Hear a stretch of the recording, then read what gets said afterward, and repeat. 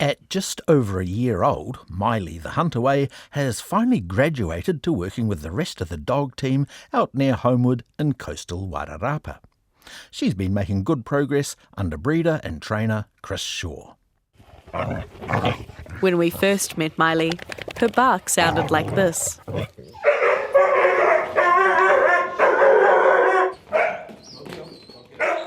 Since then, she's found her noise and now boasts a more powerful bark.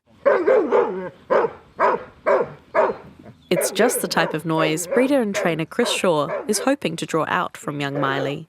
We've been following along as he spent the last year raising and training her up to work alongside the rest of his working dog team. Look who it is! Hello! Hi. Hey, big girl. Hi. Oh. Has she had a bit of a run today, or was this her first kind of time out? No. So we did a bit of work this morning. Yeah, I thought I'd better do a bit of work just to take the edge off. Yeah. So she's not. Good call. So she's not naughty. Oh, you'd never be naughty, would you, Miley? Oh yeah, like butter wouldn't melt. Happy New Year. Yeah, Happy New Year to you too. It's been a couple of months since we caught up with you and Miley. It was what, September? Yeah, I think it might be almost 4 months now. Yeah. And yep. what's been happening with you since? We're at a new place. Yeah, so I've finished up my stock manager's job out at Homewood, but I'm now working for Quinn and Michelle on a new business venture. So I'm managing a block for them and also working for myself and a bit of a side dog training business. Yeah, that's keeping me pretty busy. So you've turned, what was kind of a hobby into a full-blown business, which is quite cool. Yeah, sort of something I've always been quite passionate about, and I guess Quinn and Michelle sort of gave me the kick in the right direction really, and I'm pretty grateful for that. Between summer jobs on the farm and starting at a new property, it's been a little hard to find time for one-on-one training. That's not to say Miley hasn't been busy learning though. Basically, since the start of weaning, I haven't really done a hell of a lot of training. It's been more practical work, like Miley's just been going to work and just putting what she knows into practice, so there's been no formal training as such. What kind of progress has she made since we last caught up with you guys? She's a bit like a sponge, so for a while there she was taking everything on board. She's quite a hard nut to crack really, because she was learning quite fast, and then other aspects she's quite a slow learner, so it's been a bit of, she's a bit of a strange one. I don't think I've trained a dog like Miley before, like one that's sort of hot and cold and stop and start. She's got to walk, a stop, she's got her run whistle. Pretty much like the last job for me to do now is to put sides on her. I just haven't really had the time to put the sides on her, but that's not her fault, that's my fault, just for being a little bit busy, but that's pretty much the last step, and then I wouldn't say she's fully broken in, but she just goes to work and does practical work. What are some of the areas that you still would like to kind of see some improvement in? So Miley, she's got beautiful noise, but it's not what we call like on tap, like good consistent flowing noise. She has got it when she wants to use it, and that's, I'm going to rephrase that, when she wants to use it. So it's more about bringing that free drawing noise out, which I'm actually really struggling with at the moment, but I'm not making an issue of it. I think last time when we spoke, she was having a bit of an attitude problem. She was just maybe a little overconfident. It was a bit Miley's world. Yep. So she's still got the attitude, but now we're sort of getting along a bit better. For a wee while there, we were sort of butting heads together. Yeah, she can still be quite naughty, but the naughtiness is kind of dimmed down now. She's trusting you a little bit more, letting you kind of take the lead. Yeah, and I'm trusting her a lot more too, that she, I can get her to go and do a job, and she's not going to make a complete hash of it. How's she with the rest of the dog team? Good, but she seems to think that she's number one and that she should be doing everyone's job, which is, that's been quite difficult. The trusting her and letting her take the lead a little bit, what does that look like? The way that it looks to me is that they get given the number one job, so she's the dog that gets called first to go and do that job, and they make a hash of it, and they will cut through the middle and do things that they all do, but there's only one way they're learning, that's to get out there and do it. So they'll make a few mistakes, and I mean, at the end of the day, that's what we need them for. They've got to make mistakes, and they've still got to be general stockmen, and you only get that by being out there and doing it.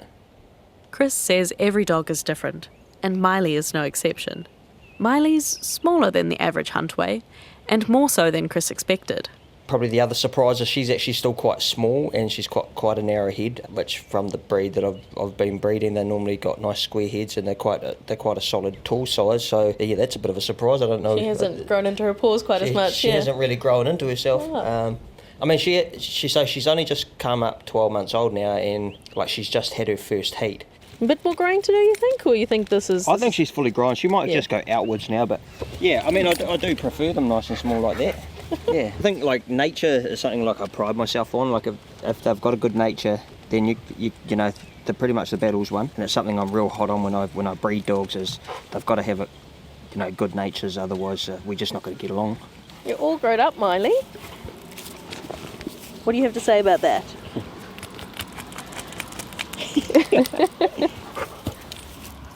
When you're ready, you show me what you got. Yeah, we'll go around Yeah. with the training sheep and As we near the yards with the training sheep, Miley switches into work mode, becoming more focused, with her ears pinned back and her eyes on the sheep. And are these, I suppose, a new mob of sheep as well that you've also had to train up? yeah, these are sheep that I've just wrangled this morning, so they'll be a little bit frisky, but I mean, it's no different to what Miley's been doing at work. I mean, every day we're on frisky sheep, so she's learning pretty good. Yeah. You can definitely see she's kind of switching into work mode. Yeah. She's having a quick look. Yeah. Ears are kind of going back a little bit. Yeah. It's a familiar sight as the training rope goes on around Miley's back legs, and she stands in front of Chris, facing the sheep. Even though that we've been doing a fair bit of work off the rope, I still, just for a start, put them on the rope, just a short reminder that we're here to do a job. Face up. Following his commands, given by Whistle, she uses her bark to direct the stock and keep them moving around the pen.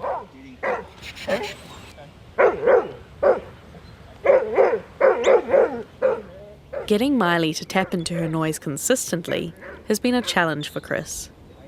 When he comes up against something he can't work through, Chris isn't afraid to ask those around him for advice. See how, like I mentioned, that her noise is not really flowing? Yeah, she kind of, I can see what you mean, it's on and it's off a bit. She kind of winds it down. Yeah, something like I'm not really familiar with. Well, I wouldn't say I'm not familiar with. But you haven't seen it in other dogs you've worked with so yeah, much? Or? Yeah, it's just something I like. This has just been a constant battle with me and Miley. Yet if I put them in a smaller pen and I just let her chase the sheep like she's full noise, like, yeah, it's just strange.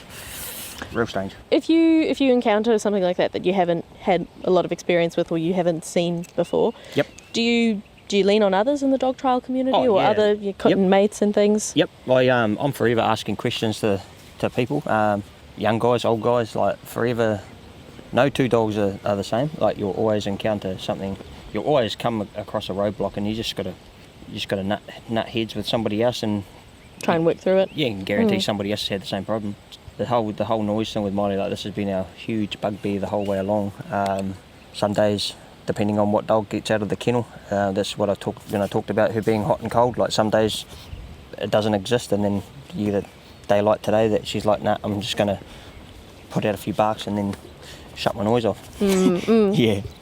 I guess because I've got her mother and I've got her sister and I also had their grandmother. I'm going to compare. I'm going to compare, and it's a little bit out of the norm, and especially when I've got her sister. You sort of see them side by side, and they're completely different dogs. If you had to use one word to describe Miley now, what word would you choose to use? Keen. She definitely enjoys the work and getting out. She loves work, and she's going to be a fabulous little work dog. The third generation of Huntaways bred by Chris, he's been a little surprised by some of Miley's traits. Her bark will need a little more work still.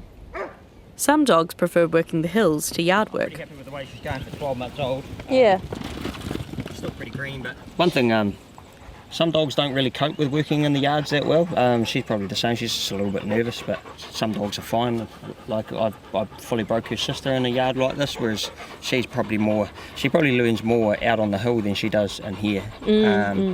Being left out on the face just to, use her brain and stuff like that.